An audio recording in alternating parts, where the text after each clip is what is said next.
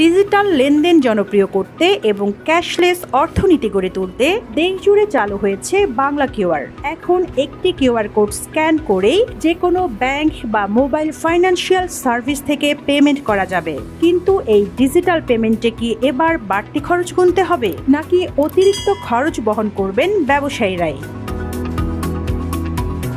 1 জুলাই থেকে সব মার্চেন্ট পয়েন্টে বাধ্যতামূলক করা হয়েছে বাংলা কিউআর। তবে ডিজিটাল লেনদেন ফ্রি নয়। এটি ব্যবহারের জন্য ব্যাংকগুলো একটি পরিচালনা খরচ চার্জ করে। আলোচনায় এসেছে এই মার্চেন্ট ডিসকাউন্ট রেট বা এমডিআর। বাংলাদেশ ব্যাংকের নতুন নির্দেশনা অনুযায়ী এই ফি সর্বনিম্ন 1%। তবে কেন্দ্রীয় ব্যাংক বলছে এই অর্থ গ্রাহক নয়, ব্যবসায়ী ও ব্যাংকের মধ্যকার বিষয়। গ্রাহকের পকেট থেকে এটি নেওয়ার সুযোগ নেই।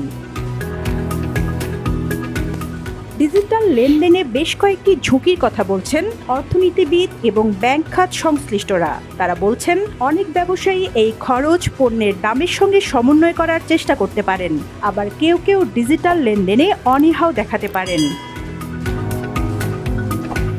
বিশেষজ্ঞদের মতে, সময়ের সঙ্গে ডিজিটাল পেমেন্টে অভ্যস্ততা বাড়লে লেনদেন হবে আরও সহজ, স্বচ্ছ ও নিরাপদ। পাশাপাশি ক্ষুদ্র ব্যবসায়ীদের জন্য জামানতবিহীন ঋণের সুবিধাও তৈরি হতে পারে। তবে বিআইবিএম এর অধ্যাপক ডক্টর শাহ মোহাম্মদ আহসান হাবিব মনে করেন, এই পরিবর্তনের সঙ্গে মানিয়ে নিতে মানুষের কিছুটা সময় লাগবে।